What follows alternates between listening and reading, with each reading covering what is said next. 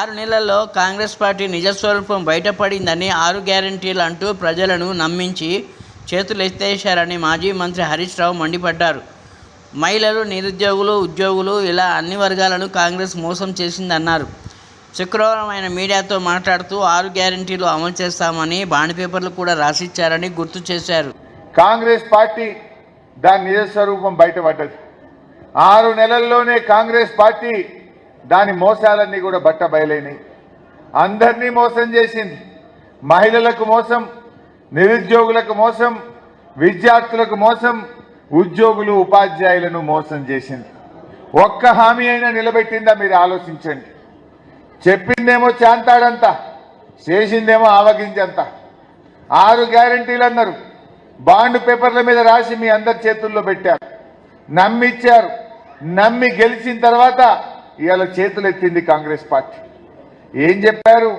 6 అయినాయట. 5 అయినాయా? 6 అమలైనాయి అంటున్నాడు రేవంత్ రెడ్డి. అయినాయే? మీరే చెప్పాలి. మొదటి హామీ మహిళలకు మహాలక్ష్మి కింద 2500 వచ్చినాయా? వచ్చినాయి. రెండవ హామీ రైతులకు 7500 రైతు భరోసా, 2 లక్షల రుణమాఫీ, 500 బోనస్, కౌలు రైతులకు 12000 వచ్చినాయి. ఒకటన్నా? మూడవ హామీ అవ్వాతాతలకు 4000 పెన్షన్ వచ్చినాదే. 5వ హామీ పేదలందరికీ ఇండ్లు వచ్చినాయా? ఒక్కటి కూడా అమలు కాలే. అందరినీ మోసం చేశారు. ముఖ్యంగా విజ్ఞానవంతులు, మేధావులు, విద్యావంతులు, గ్రాడ్యుయేట్లు ఇవాళ మీరు ఆలోచించాలి. ఇక్కడ కాంగ్రెస్ పార్టీ ఓడిపోతే ఉన్న గవర్నమెంట్ పడిపోతుందా?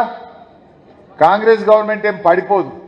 కానీ గ్యారంటీల అమలు విషయంలో మొద్దు నిద్రపోతున్న ఈ కాంగ్రెస్ ప్రభుత్వాన్ని మనం తట్టి లేపిన వాళ్ళం అవుతాం. బిడ్డ నువ్వు అమలు చేయలేదు కనుకనే నిన్ను